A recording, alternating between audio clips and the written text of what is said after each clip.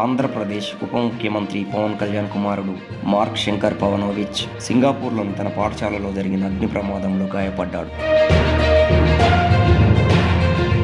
ఈ ఘటనలో ఆయన చేతులు కాళ్లకు గాయాలు కావడంతో చికిత్స నిమిత్తం ఆసుపత్రికి తీసుకెళ్లారు.